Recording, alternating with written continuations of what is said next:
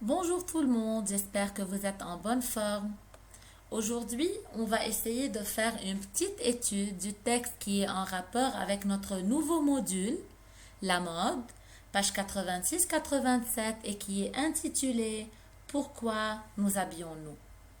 D'ailleurs, si vous observez ces deux pages-là, vous allez remarquer tout d'abord que le titre de ce texte, Pourquoi nous habillons-nous, est une phrase interrogative, comme si l'énonciatrice Yvonne Delambre est en train de présenter à travers ce titre la problématique à laquelle elle va répondre dans son texte. Donc, où je vais trouver la réponse à cette phrase interrogative? Je vais trouver cette réponse dans le premier paragraphe, les amis.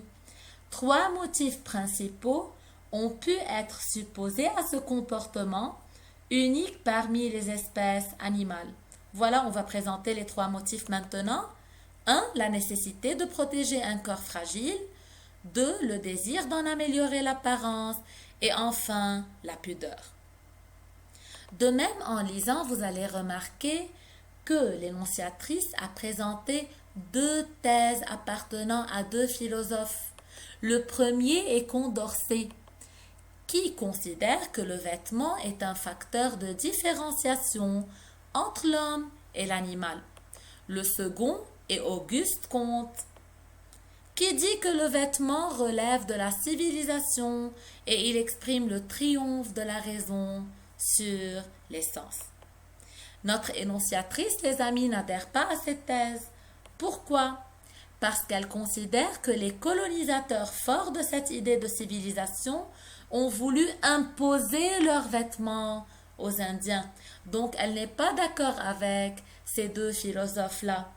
Elle n'approuve pas le comportement aussi des colonisateurs parce qu'elle y voit de la naïveté dans la mesure où les parures des Indiens affirment leur différence avec les autres espèces vivantes.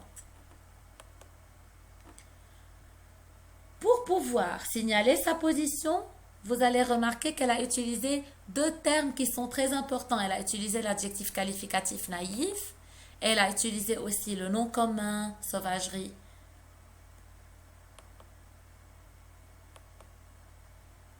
En travaillant les questions, vous allez trouver aussi, les amis, que l'énonciatrice a utilisé beaucoup de modalisateurs pour pouvoir exprimer le degré de certitude ou d'incertitude vis-à-vis du sujet traité. De même, elle a utilisé des connecteurs logiques pour pouvoir assurer la cohésion et la cohérence de ses idées dans le texte. Et enfin, elle a utilisé des indices de subjectivité pour pouvoir signaler sa position vis-à-vis des idées déjà qu'elle a mentionnées dans le texte et qui sont réclamées et dites par d'autres philosophes et d'autres écrivains. Maintenant, après avoir assisté à cette explication, vous allez travailler les questions qui sont en rapport avec ce texte. Vous allez travailler les numéros 1, 2, partie E, F, G, 3 et 4, partie B et C de la page 87. Travaillez bien et à bientôt.